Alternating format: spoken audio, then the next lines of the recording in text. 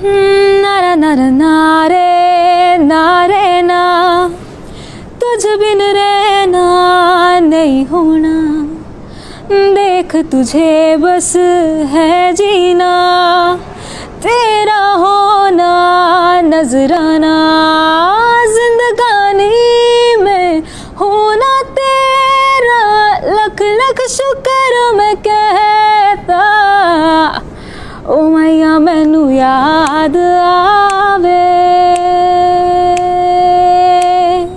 शुरुआत तो मतलब ऐसा तो कुछ मेमोरी में ऐसे याद नहीं है, बट हाँ बचपन से मैं थोड़ा बहुत गाती थी, छोटा मोटा ऐसे बाथरूम सिंगर्स तो सब होते हैं। पीएचडी कर रहे हो, मैनेजमेंट फाइनेंस में पीएचडी कर रहे हो, आप कह रहे हो कि मेरा जो पैशन है वो म्यूज़िक है, ये दोनों बातें हजम नहीं हो रही। किते होर ना प्यार वे तू पाली, दूजा रूप जट्टिए के संताली, तू मैनू आजमा के देख ले, तू मैनू आजमा के देख ले। ये आपको कब पता चला कि मैं बहुत अच्छा गाती हूँ? मुझे ऐसा नहीं पता लगा कि मैं अच्छा गाती हूँ, मुझे ये पता लगा कि मैं अच्छा नहीं गाती हूँ। तो फिर मुझे ये रियलाइज़ हुआ कि मुझे आवाज़ पे काम करना है। ये लाइव शोज करते हो आप? हाँ डेफिनेटली, लाइव शोज़ भी करती हूँ और प्रोजेक्ट्स में भी काम करती हूँ मैं। क्या खूबी होनी चाहिए आपके धर्मेंद्र में? देखो जो दे दे ऊपर वाला, ठीक है चलेगा। इनकम कैसे जनरेट होती है, क्योंकि मुश्किल होता है सरवाइव करना भी, ये सबसे अहम सवाल है, ये मुश्किल होता है, ये बड़ा प्रैक्टिकल सवाल है कि उसके लिए शुमालिनी क्या करती है? अभी भी घर से पैसे मांगने पड़ते हैं जब कुछ अपना जनरेट कर रहे हैं? तू जाने तेरे होने से ही आबाद है हवाएं हक में, वही है आते जाते जो तेरा नाम ले देती है जो सदाएं। यहाँ वहाँ से इधर उधर से थोड़ा सा एक्सपीरियंस लेके, या जिनको मुझसे ज़्यादा पता था उनके साथ बैठ के सीखा है मैंने। अपने साथ अपनी आवाज़ के साथ इंजस्टिस कर रहे हो आप। लोगों तक जितना ब्रॉड विजन में आप लोगों तक पहुंच सकते हो वो नहीं पहुंच रहे हो। मुंबई दिखता है, बॉलीवुड दिखता है, बॉलीवुड दिखता है, प्लेबैक सिंगर दिखता है, क्या दिख रहा है? पता ओ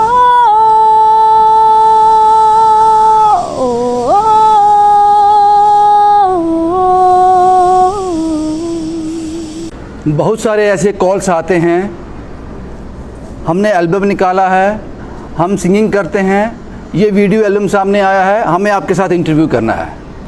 और पहले जैसे मैं इंटरव्यू कर चुका हूँ, काफ़ी इंटरव्यू कर चुका हूँ, और मैं कहता हूँ टैक्टफुली ऐसे लोगों को मैं हैंडल कर लेता हूँ, ना नहीं कहता हूँ लेकिन टाल देता हूँ, नहीं करता खासकर, क्योंकि वो लेवल हिट नहीं करता जो बात मैं आप तक रख सकूँ। उस दहलीज को कोई लांघ ही नहीं पाता। अब 3 दिन पुरानी बात आपको सुनाने जा रहा हूँ। आज से ठीक 3 दिन पहले मैड ग्लैड 2.0 की रीओपनिंग थी। नितिन साहब ने मुझे बुलाया कि आपको आना है। मैं चला गया, वहाँ एक आवाज़ सुनी। मैं आधे घंटे के लिए गया था वहाँ पे, लेकिन 2 घंटे वहाँ रहने के बाद सिर्फ उस आवाज़ के लिए, उस आवाज़ को सुनने के लिए मैंने फ़ैसला किया ये आवाज़ आप सबके सामने लेके आऊँगा। लेकिन ये इतना आसान नहीं था। उनको समझाने में, उनको कन्विंस करने में 3 दिन लग गए। फाइनली उन्होंने एग्री किया। ये वो चेहरा है शुमालिनी जी। शुमालिनी जी ने उस इवेंट में जो गाया, हैरान हो गया मैं, और मुझे लगा ये आवाज़ मुझे आप तक पहुंचानी चाहिए। शुमालिनी जी आपका बहुत बहुत स्वागत है। हाय, थैंक यू सो मच।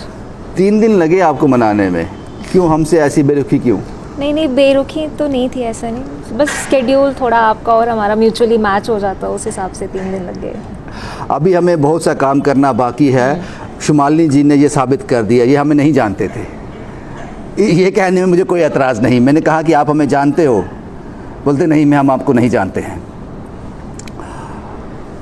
लेकिन कन्विंस कर लिया इनको हमने, क्योंकि कन्विंस करने में हम माहिर हैं। शुमालिनी जी सबसे पहले ये बताएं, आप इतना बढ़िया गाते हैं, इतना ज़बरदस्त गाते हैं। हमें आधे घंटे के लिए उस इवेंट में गया था, 2 घंटे सिर्फ आपके लिए रुका, आपकी आवाज़ के लिए। ये शुरुआत कहाँ से हुई? शुरुआत तो मतलब ऐसा तो कुछ मेमोरी में ऐसे याद नहीं है, बट हाँ बचपन से मैं थोड़ा बहुत गाती थी, छोटा मोटा ऐसे बाथरूम सिंगर्स तो सब होते हैं, लेकिन कभी स्कूल में कोई कंपटीशन में गा लिया। एक बार गाओ तो पता लग जाता है कि आपकी आवाज़ कैसी है, ठीक है गा लो, जीत के 1-2 कंपटीशन, बट स्कूल लेवल में अब सबको पता होता है कि क्या है।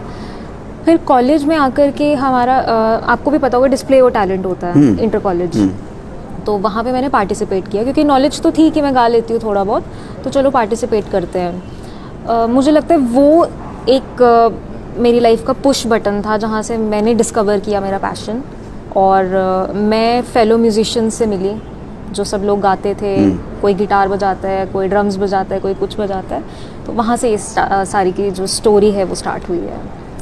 शुमालिनी जी, अब ये बताओ कि अब आज इस वक्त जब मैं आपका इंटरव्यू कर रहा हूँ, इस प्रेजेंट डेज में आप लोग क्या कर रहे हो, आप कहाँ पे हो, आप क्या कर रहे हो? अगर एकेडमिकली आप पूछो तो मैं PhD परस्यू कर रही हूँ अभी।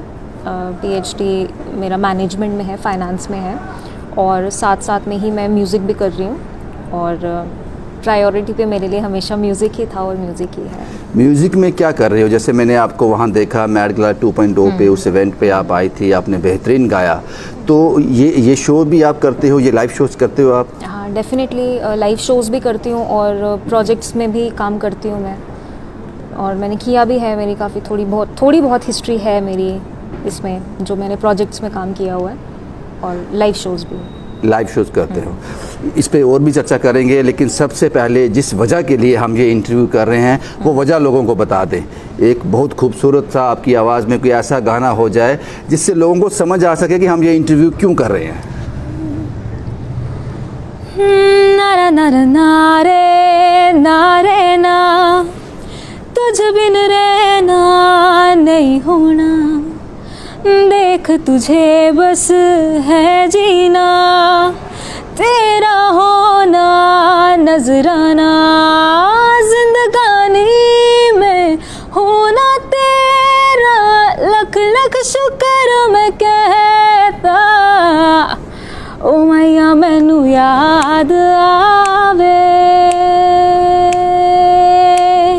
सुन चरखे दी हूँ, ओ मैया मैनू याद आवे, सुन चरखे दी हूँ। बहुत ही बढ़िया शुमालिनी जी, बहुत बढ़िया आपने गाया। अब सवाल ये है, ये आपको कब पता चला कि मैं बहुत अच्छा गाती हूँ? और जब आपको पता चला और आपने एक ट्रैक चुन लिया, घर वालों का, माँ बाप का, रिश्तेदारों का क्या उसमें योगदान था? क्या उनका रिस्पांस था कि जाना चाहिए, नहीं जाना चाहिए, क्या कहा उन्होंने? मैं आपके सवाल को थोड़ा सा ना मॉडिफाई करूँगी यहाँ पे।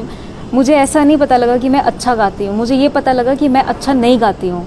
तो फिर मुझे ये रियलाइज़ हुआ कि मुझे आवाज़ पे काम करना है। तो फिर सीखा तो कभी था नहीं, और इतना मुझे मिला नहीं कि मैं किसी गुरु के अंडर सीख सकूँ, जैसे सबको मिलता है ऐसा। मुझे तो लगता है बहुत बड़ी बात होती है जिनको मिलता है। तो फिर यहाँ वहाँ से इधर उधर से थोड़ा सा एक्सपीरियंस लेके, या जिनको मुझसे ज़्यादा पता था उनके साथ बैठ के सीखा है मैंने, और फिर अपनी आवाज़ पे काम किया मैंने। अभी भी कर रही हूँ, मुझे लगता है बहुत कमियाँ हैं, और वो कमियाँ लाइफ लॉन्ग कभी ख़त्म नहीं होती हैं, तो उन पे काम कर के अभी भी कर रही हूँ। तो उस वजह से थोड़ा सा मुझे लगता है सुधार आया है उस चीज़ में। ये जिस कमी की आप बात कर रहे हो, ये कमियां आप ही ढूंढ सकते हो या फिर कोई और सिंगर? हमें तो कुछ कमी नज़र नहीं आती। अगर हमारे पर्सपेक्टिव से देखा जाए, हमारी नज़र से देखा जाए, हमारे कानों से पूछा जाए तो कोई कमी नहीं है। अब मुझे ये बताओ कि आप PhD कर रहे हो, मैनेजमेंट फाइनेंस में PhD कर रहे हो, आप कह रहे हो कि मेरा जो पैशन है वो म्यूज़िक है, ये दोनों बातें हजम नहीं हो रही। अच्छा है ना, ऐसा ही होना चाहिए, क्योंकि जो मेरे साथ PhD करे वो कहते हैं हम पागल हो जाएंगे, हमारे पास कुछ है नहीं और करने को, तो अच्छा है कि तू गा रही है। तो फिर मुझे लगता है कि नहीं, ये सही बोल रहे हैं। मेरे पास मल्टीपल चीज़ें, मैं स्विच कर लेती हूँ, मैं बोर बहुत जल्दी हो जाती हूँ। मेरा हर बंदा ना अलग होता है, तो मेरी पर्सनैलिटी ऐसी है, मैं बड़ी जल्दी बोर हो जाती हूँ। अगर मैं एक ही काम करती रहूँगी शायद पागल हो जाऊँगी। तो जब मुझे लगता है कि ये चीज़ से मेरा दिमाग ख़राब हो रहा है, तो मैं स्विच कर लेती हूँ अपनी दूसरी चीज़ पे। और म्यूज़िक भी एक ऐसी चीज़ है, आप 24 घंटे नहीं कर सकते। आप उसमें भी पागल हो जाओगे। तो मैं 24 घंटे गाती बजाती रहूँगी तो मेरा तो दिमाग ख़राब हो जाएगा। तो वहाँ से म्यूज़िक तो आपका पैशन है, आपका शौक़ है, आपकी ज़िंदगी है। इसके अलावा और क्या शौक़ है शुमालिनी के? आर्टिस्ट तो हूँ, मैं मानती हूँ अपने आप को, क्योंकि गाती हूँ। कभी कभी थोड़ा बहुत लिख लेती हूँ, बहुत ज़्यादा नहीं, बट सीखना है मुझे, वो भी पसंद है मुझे लिखना। और पेंटिंग भी बना लेती हूँ थोड़ी बहुत, जस्ट अपने आप को थोड़ा सही रखने के लिए।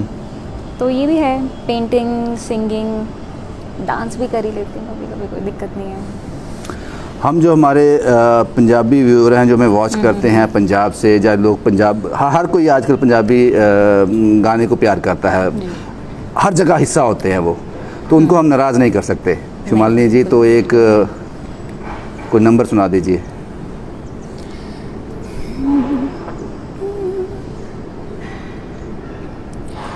मानका दा मुंडा जेवे आके लै जवे, काली रेंजे उत्ते फुल लाके लै जवे, तेरे अड बजी जट्टी फे नरम हो जाऊं, खब्बी सीटे उत्ते जे बैठा के लै जवे,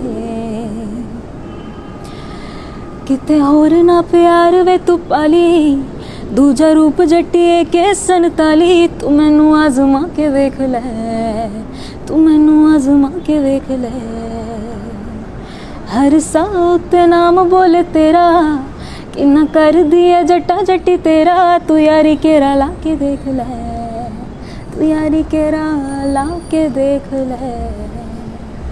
बहुत मीठी आवाज़ है आपकी। आप कहते हो कमियां हैं कुछ, कोई कमी मुझे तो नज़र नहीं आ रही। एक और सवाल है शुमालिनी जी, ये मैं आप व्यूअर को बता दूं, शुमालिनी मेरे लिए प्रोनाउंस करना बड़ा मुश्किल था।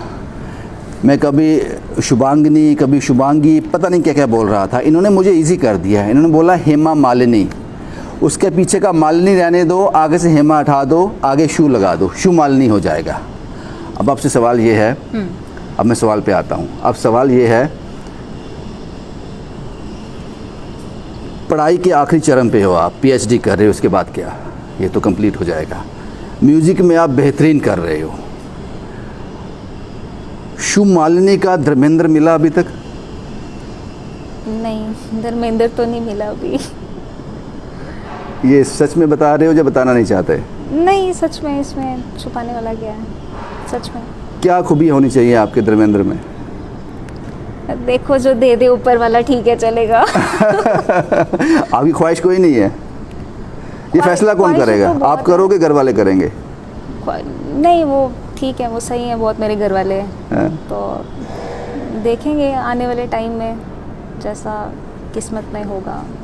मैं हार्डकोर बिलीवर हूँ किस्मत में और इन सब चीज़ों में। तो मैं, जो लोग आपको देख रहे हैं इस वक्त, वॉच कर रहे हैं, इस इंटरव्यू को देखेंगे, वो उनके मन में ये जिज्ञासा होगी, ये सवाल उन्हीं का है जो मैंने पूछ लिया आपसे। अच्छा। तो इसका तो यही जवाब है। तो अभी तक कोई वैसा धर्मेंद्र की एंट्री हुई नहीं है? नहीं, आप मेरी रूटीन में घुस के देखो, आपको टाइम ही नहीं मिलेगा। मेरी लाइफ ही वैसी है। शुमालिनी जी, जैसे कि ये सवाल मैंने पहले ही पूछा आपसे कि आप पढ़ रहे हो, म्यूज़िक में अच्छा कर रहे हो, इनकम कैसे जनरेट होती है? क्योंकि मुश्किल होता है सर्वाइव करना भी, ये सबसे अहम सवाल है। ये मुश्किल होता है, ये पूरा प्रैक्टिकल सवाल है कि उसके लिए शुमालिनी क्या करती है? अभी भी घर से पैसे मांगने पड़ते हैं जब कुछ अपना जनरेट कर रहे हैं? म्यूज़िक में वैसे ना ऐसा कहा जाता है कि आपका जो मेन सोर्स ऑफ इनकम होता है वो लाइव शोज़ होते हैं। तो एट प्रेजेंट मेरा main source of income live shows ही है, तो उसी के थ्रू अर्न कर रही हूँ मैं। जो लोग आपको अभी देख रहे हैं वो शुमालिनी को अपने घर बुलाना चाहते हैं, अपने इवेंट का हिस्सा बनाना चाहते हैं, अपनी खुशियों में शामिल करना चाहते हैं, वो चाहते हैं कि उनके इवेंट में आप 4 चांद लगा दो, आप तक पहुँचे कैसे? मेरा इंस्टाग्राम हैंडल है शुमालिनी_गोस्वामी, उस पर कांटेक्ट कर सकते हो आप, या फिर एक मोबाइल नंबर भी है, उस पर कॉल करके भी आप कर सकते हो। मोबाइल नंबर है 9697379196। बातों का सिलसिला ख़त्म नहीं होगा, अभी और बहुत सारी बातें करनी है आपसे। हम जम्मू में रहते हैं और यहाँ की जो माँ बोली है वो डोगरी है, तो ये हो नहीं सकता कि हम शुमालिनी से डोगरी में कोई गाना ना सुने।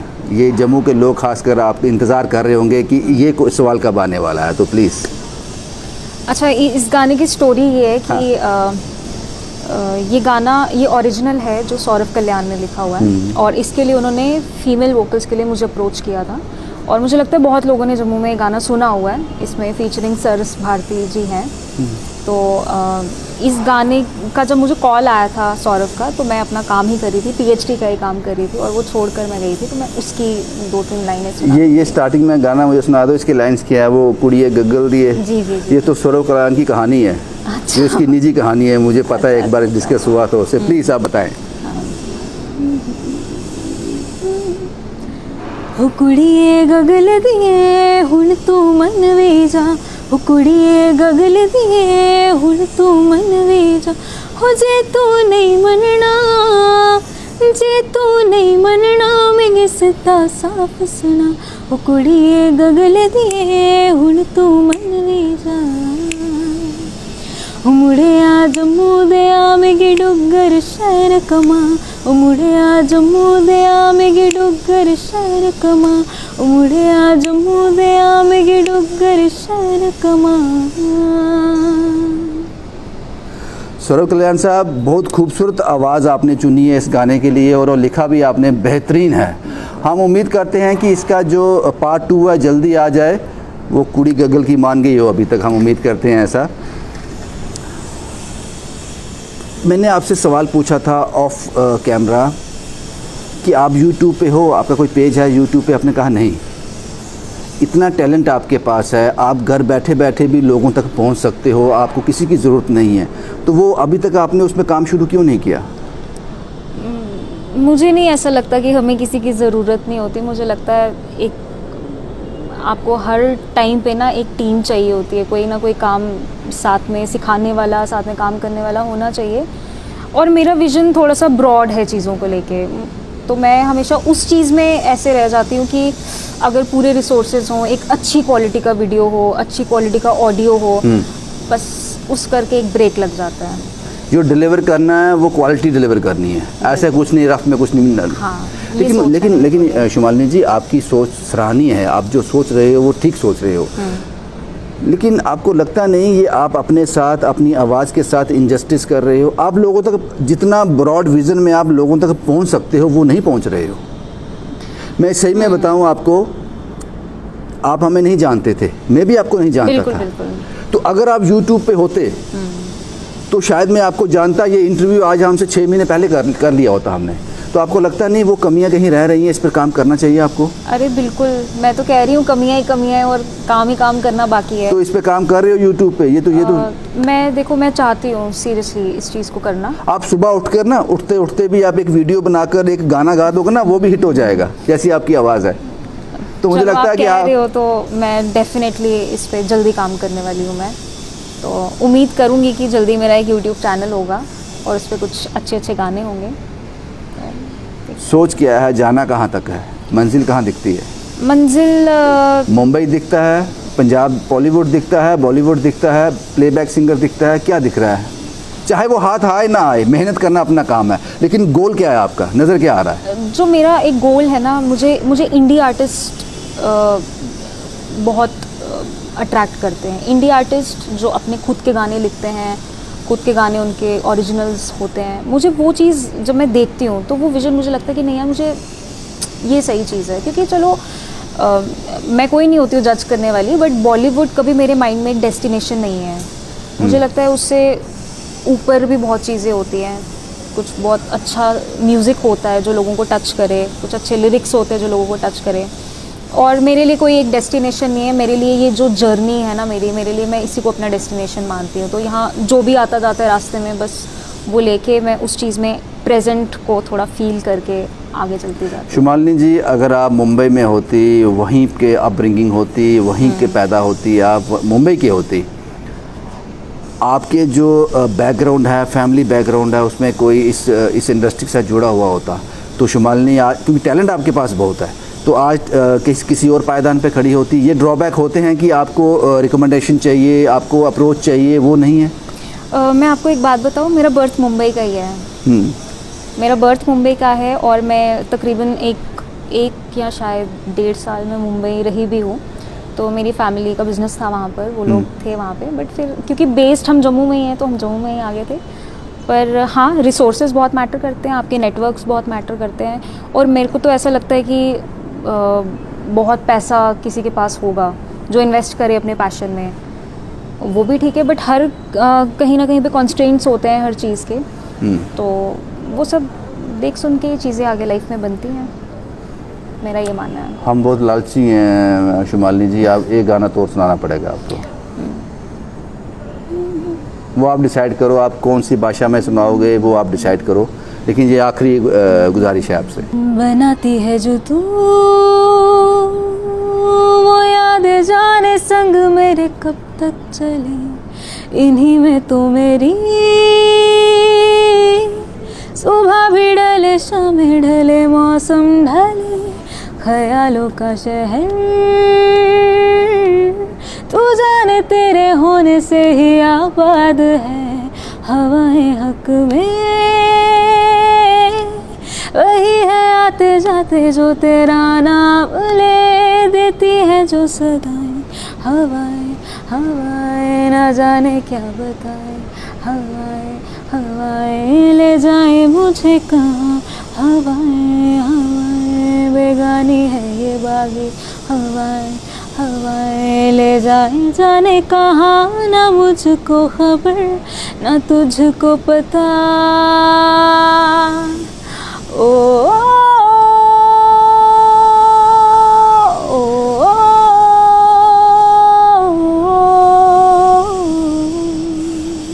बहुत ही खूबसूरत, स्पीचलेस, बहुत बढ़िया आप गाती हैं। शुक्रगुजार हैं हम मैड गिलार 2.0 के भी, हमें वहाँ जाकर ऐसी हस्ती से मुलाकात हमारी हो गई। 3 दिन लगे हमें इस इंटरव्यू को कंडक्ट करने के लिए, फाइनली हम कामयाब हो गए। उम्मीद करते हैं कि शुमालिनी की आवाज़ आपको ज़रूर पसंद आई होगी, ना कि तो वजह ही कोई नहीं है। और अगर आप भी चाहते हैं, क्योंकि ये हमारे जम्मू की लड़की है, जम्मू का टैलेंट है, हौसले बड़े हैं, पंख भी हैं, लेकिन उड़ने के लिए आसमान चाहिए। वो आसमान आप दे सकते हो। क्यों ना हम शुमालिनी जैसे टैलेंट को एक प्लेटफॉर्म दें, जैसे कि मैड गिलार 2.0 ने प्लेटफॉर्म दिया। और भी लाइव शोज़ करती हैं, हम इन तक पहुंच सकते हैं, इस आवाज़ को मजबूत कर सकते हैं। और मुझे लगता है कि जिस जम्मू को रोशन करने की हम बात करते हैं, वो रास्ता यहीं से जाता है। शुभम कुमार के साथ Ravindra Singh, the state sentinel के लिए।